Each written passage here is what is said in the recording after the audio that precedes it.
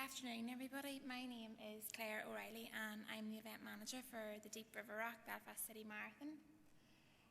Just a bit of background, obviously, on how I got into events. I graduated in 2005 from the University of Ulster, and after which I had completed a placement student with Belfast City Council Sport and Events. So that's really where I got involved in the sport. Don't worry, I don't run marathons or anything like that there.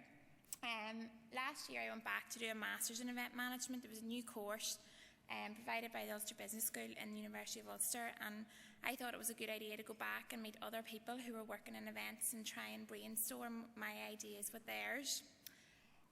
When I graduated, I went back to work as a project assistant with the Belfast City Marathon in 2006, and really from there I went from the project assistant event manager, and now I'm the event manager, and this will be my 7th year in charge. So obviously, hopefully everybody has some knowledge of the Belfast City Marathon. It is going into its 32nd year, and last year we had 20,000 people participate across a range of events. So you have the marathon run, the wheelchair marathon, the walk, relay and the fun run. A lot of people would say to me, you work on that for the whole year round. Well, yeah, there's a lot of work involved in it. It's not just as simple as gathering runners up at a start line and blowing a whistle, as many of you in the room know, organising events. So the easiest way how we organise our event is really break it down into 3 key sections: your administration, your marketing and your technical. So in terms of administration, obviously we all do. There's 3 of us that work on the marathon full time. So the first thing that would happen around September time is our distribution of entry forms and posters. So we'd work throughout the summer, attract our sponsors and then come up with a new design. Unlike other running events, we change our artwork every year, and the simple reason for it is that we're a community event. A lot of people that participate in the marathon do so year in, year out, so it's important that they have different artwork for the year. We have recently, over the last 3-4 years, started seeing a growth in our online entries. I'm sure everybody knows that you can enter things over using your smartphone, your iPad, different things on the move. So we've seen that our entries are roughly about 90% through online. Gone are the days when I first started where the sacks used to come in and they were massive and you'd spend hours processing these entries. Obviously there's an ordering system as well for different things like tendering out. For anything we do, say signs, banners, numbers, medals, we always use a tender process, and it's just because it's a community event. It's fair to get at least 3 quotes, and I would recommend you doing that, especially in the climate that there is. You'll find that maybe if you offer it to one person and they come back 2 years, they'll try and work with you to get a competitive price. And then our budget control. A lot of people think the marathon have a lot of money. We don't, but I'm sure everybody says that. Nobody has any money. We rely on entry fees for our budget. So we have to work to get people into the event to get money to spend on the event.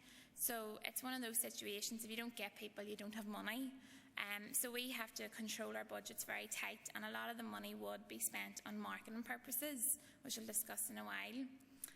Our management plan is like a Bible, and it starts from September and it doesn't finish until the day after the marathon.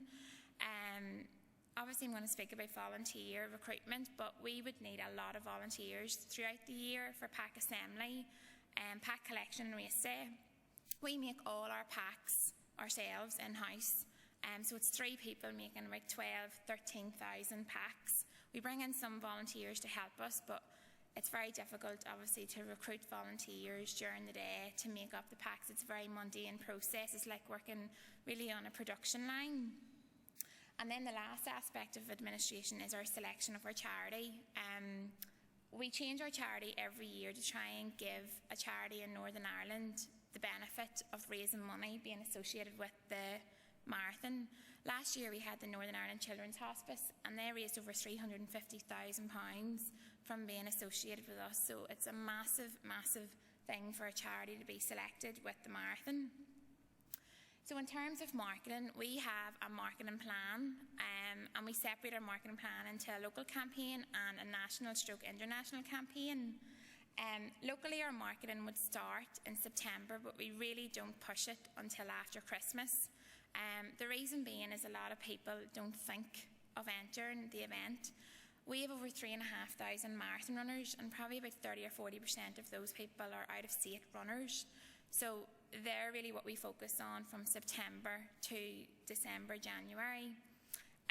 So locally it would be our relay runners, our walkers, our fun runs, schools, sports clubs, all different people like that there.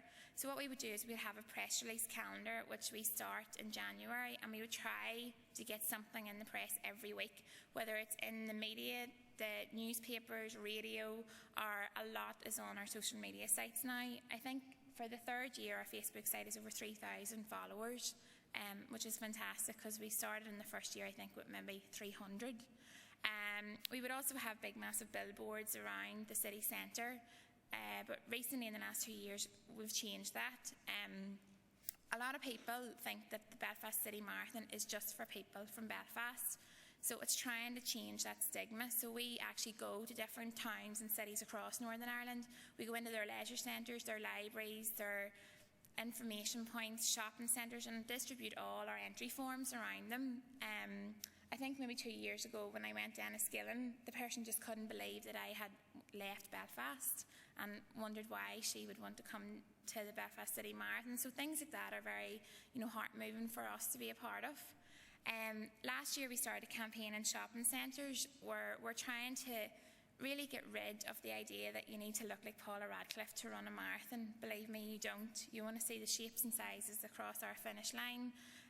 The fastest obviously are Kenyans in 2 hours 15 minutes, and the slowest 2 years ago was a man at 8 from 9 o'clock in the morning. So we're there for everybody, and we like to open our doors to everybody. Nationally, we have an international marketing strategy where we go and we visit other marathons to promote Belfast, but more importantly to promote the marathon. We've been in New York, Amsterdam, Barcelona, Berlin, and the feedback we get is fantastic. And obviously there's a running community out there where there's runners from here going over there, so they come and they support you and they help you and they stand at your stand and they talk to all these different runners saying how hilly it is maybe, but there's a great atmosphere with the community. In terms of sponsorship, we've been very lucky with our sponsors. Let me touch wood here. We have 9-10 sponsors, and we've entered into a new 3-year agreement with all our sponsors now. Deep RiverRock are our title sponsor, and they're a godsend to work with. We don't see sponsorship as just cash, but value in kind as well. The expertise that other companies can bring to the marathon. As you can imagine, it's very difficult to market a running event. You have to change your ideas. It can't just be about running all the time. So we tried to bring in smaller promotional events like fashion shows, Christmas quizzes with the charity. Last year we even came up with a marathon anthem, Keep Running. So we do try to change things up year on year. And then obviously our most important vehicle is our website. There was never a website for the Belfast City Marathon before I started, and it was one of the first things that I fought to get money for, was to say, right, well, how are people going to know about us outside of Belfast or Northern Ireland? So we've worked really hard at changing our website, and we've currently just updated it as well. For a small site and a small event, we had over 250,000 hits last year from January to May on our site. So when we were redeveloping this year, we decided to move, right, what does everybody want to know? What's the information, the route, the prizes, who won last year? So if you look at our website, we've tried to bring as much information onto the homepage as possible, so it means that people won't click out. They'll stay on your homepage, they'll find it accessible, where to enter, how do they get their route, how do they get to Belfast, where can they stay? And then obviously we've got our social media sites on the homepage as well, our Flickr, our Twitter and our YouTube. So technically, this is where people think it's a minefield and it's as easy. We commonly get asked questions, why don't you run past Stormont? Why don't you run past Queen's? Why do you run there? Why do you run there? We don't really have authority over our routes. We have to work with our partners, the police, DRD, TransLink. And it's quite difficult for a marathon. If you look at all the other marathons across the world, they've got an underground system, so they can close their roads. We currently don't have the legislation to close the roads in Belfast, so we have to be very careful where we put the route. Obviously on that route you have to measure out the distances for the relay changeover legs, the 9-mile walk, the fun run, and you're trying to go into areas where you cover the whole of Belfast, so south, east, north and west, but also to try and get as much support as possible. I'm sure there's somebody out here who has ran, and you know yourself it can be a very lonely exercise, so we try to get as much support as possible. We've all our water stations, first aid, marshalling and signage, and again that's where our volunteers come in, which I'll discuss in a minute. Our start and finish area setup can prove quite difficult, especially last year in our monsoon weather conditions. It was a nightmare at the finish. I think in the whole of the 32 years it was the worst year ever. When it's sunny and it's dry, people hang about the finish and like to show off their medal and maybe go and get a drink, get a burger, get something, but when it's raining everybody just wants to leave, get their bag and get on the first bus back in the city centre. So at one point we had probably over 11,000 people within a 2-hour period looking to get their bag with 20 volunteers to help, so it was very difficult. Fun day arrangements, well, we're trying to keep people who never come to Belfast to keep them in Belfast, so we try to put on a fun day around the marathon but also the 3 days before it. And it's a wonderful opportunity for businesses across Belfast, whether it's restaurants, hotels, shops, to try and provide discounts for the participants, because that gets them in through their doors and obviously helps generate income for them. Health and safety. The health and safety plan again is like a second Bible. You'd be surprised at what people can do. Obviously when we don't close the roads, you're liable for everybody that's out on the road. So if somebody's taken 3 hours, it's great. If somebody's taken 9 hours, it's extremely difficult because your water stations are starting to close down, your signage, and you've got volunteers working in all these positions, so it's very difficult to motivate a volunteer to stay for 10 hours, especially if it is raining. Transport arrangements, we try to make it as easy as possible for people to get to where they're trying to go to, whether it's their relay changeover point, whether it's back into the city centre to do their shop and to have a celebratory pint. So we work very closely with TransLink on that, and they're fantastic in providing shuttle buses for us. And the final thing is our volunteers. So we require over 650 volunteers, and they're all in a range of positions. So it's from expo and pack collection 4 days before. We're open usually 8-9 hours a day for people to come and pick up their packs, but also for people to ask questions. You probably know some of the ridiculous questions that people ask. You know, somebody came in on race day last year and turned up with a brand new pair of trainers, but it was 2 left feet. So they wanted to know where they could get a right foot of a trainer at 8:30 on marathon morning. So, you know, there's just these ridiculous questions that obviously we have to try and brief volunteers. But even that stunned one of the girls that rang me up. Water stations, again, we use our water mains out of the ground. Much to the taste of our runners here, we can't use bottles because the roads don't get closed. So that's constant work for the water station. So we use a lot of clubs for that because they can team up and help fill up a bucket, put them into the cups, different things like that. Our route marshals are really important in trying to slow traffic down. Belfast is a very small city, and you can imagine the disruption with people coming through. The marathon is like an accordion, so it starts off all close together and then it expands out. So motorists just think that because there's a gap they can just fly in or shoot in here and things, so it's important that we have our volunteers at those junctions of streets and especially residential areas. And then our start and finish pen marshals, and this is probably one of our hardest tasks, is to get the right volunteers to match these areas. If somebody has finished a marathon, 8 times out of 10 those people might be sick at the finish area because maybe they've drank too much water, they've taken too much energy product. So we need to have the right volunteers who are there to, whether it's to scrub away the mess that happens or just to say well done and put their medal over their neck. That job is priceless, and it's very, very difficult to try and get a volunteer to make sure that they just smile. So what we try to do is change and rotate our volunteers, so they might be there for 2 or 3 hours, then we change them around with different volunteers. So when do we begin our volunteer recruitment? It's already started. So we started really at the start of October. What we started doing is we contact all different sports clubs from a range of different sports. And we also work very closely with the universities. The University of Ulster, the event management course is fantastic, and they give us a lot of their students to come and help us. And it's really for them, it's practical learning rather than theory based. So instead of an extra question perhaps in their exam or a piece of coursework, they come, they work on the day, and then the feedback into the lecturer or the tutor. So it's just really for them to see, as well as this, the industry that they want to be involved in. And we promote it on the website, so we're very proactive in putting out pictures of the volunteers and the different roles that they have. But obviously, because the event's been going 32 years, we have those old reliables that come back year on, year out. For example, there's a water station on the Antrim Road where there are a group of 80-year-old people from a bowlers club who come out and stand for 6 hours and do a water station. Not only that, but they bring their own oranges, they cut their own oranges, and they also bring out dilute. And it's people like that that really are an inspiration to me as an event manager.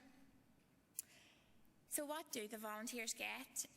It's important to treat a volunteer like any other member of staff, because they are what you need for your event, especially in an outdoor event. Our course is over 26 miles. There's only 3 of us. It's very difficult to split yourself into 26 times 3. So we offer them experience, especially now, employability. It's very difficult to distinguish for people getting jobs. So for the likes of the students, or maybe somebody that has graduated, they come back and they get some experience on the marathon. We change their positions so they get to know the whole circle of the event, maybe just not a water station or the finished pen. We provide full training with the assistance of our health and safety manager, so regardless of what you're doing, we spend probably 5 to 10 minutes with each person and make sure they know where they're going, when they're going to start, if they're going to get their lunch, what time they're going to get their lunch, but we also give them the adequate clothing. Last year, obviously, with the rain, we had to maybe do a couple of circuits around to make sure those that were standing, that they really weren't soaked right through the skin. So you obviously have to get extra gear, wet gear, sun cream as well, in case you go the opposite end, that it's very warm. We've staff out in the road that would be giving out sun cream to the volunteers, or baseball caps. And then at the end of it all, we do thank them with a volunteer party. So it's really their evening to come, and the chairman of the marathon would present them with their medal. There would be, snacks, really like a buffet, a finger buffet, and it's a time for them to come together as well. Sometimes it's hard to get rid of them as well, because usually those wee people from the water station, it's their only night out. So it's just about thanking them and saying, hopefully you'll come back next year. So how do we pull all this together when the event's over? Well, there's a few things we do for our post-event evaluation. We do have economic impact surveys, so there's people on the day and at the expo that are going out and asking people feedback, similar to the questions in the Enchantment Forest. Were there enough toilets? How did you feel the pack collection went? Were there many queues? Different things like that. Last year, with the marathon alone, we raised, I think the economic impact for the city was nearly £2 million, which was obviously brilliant, because there's different people coming to the city and it's seen as sports tourism. The city, well, how does it feel welcoming the event? Well, it's a feel-good factor. We've been to other marathons like New York and London and Amsterdam, and it's just this culture amongst runners that when you finish your marathon, you go out in your trainers and your medal, and you go out for something to eat or you have a drink. So, the people in Belfast are brilliant for that. We let them know that the marathon's happening, what time really people are going to want to eat at, and they have special offers. But as well, also the night before, you have to stock up on carbohydrates and pasta. So a lot of people put on special pasta nights and discounts for the marathon runners. We obviously try to improve our partnerships with our partners. So it's brand awareness for our sponsors. It's great having them from our side, but they need to be getting something out of it as well. So we do specific projects with them, and they would get adverts in the programme, and we would contact, send out e-newsletters and stuff if the sponsor had a specific service or a product or event that was happening. The media evaluation is important, obviously, for the sponsors, because they want to see what they're getting out of it. So we break that down. This year's the first year that we're going to try and evaluate the social media aspect. It's difficult to put a figure on it, but we're going to try and see is there any trends and monitor it with our company, Kantar Media. And then just our post-event report, that would be with all our committees, our technical committees, our staff, our volunteers, our marketing. And what we do is we do the old-fashioned SWOT analysis. So what were our strengths, our threats, our opportunities and our weaknesses, and it's from that that we can build the event then for next year to try and improve it. Obviously, like any other event, there'll be negative complaints after it. Last year we received probably 14 out of 20,000, and it was all the same complaint about putting bottles of water on the route, which is really out of our control until the roads can be closed. So we were delighted, and then small suggestions that maybe relay changeover point signage, things like that. So it was good to hear all those, and we keep those then for discussion for starting the new year. So that's really all I have to say about the Belfast City Marathon. Hopefully you got a greater insight into it, and thank you and enjoy the rest of your day.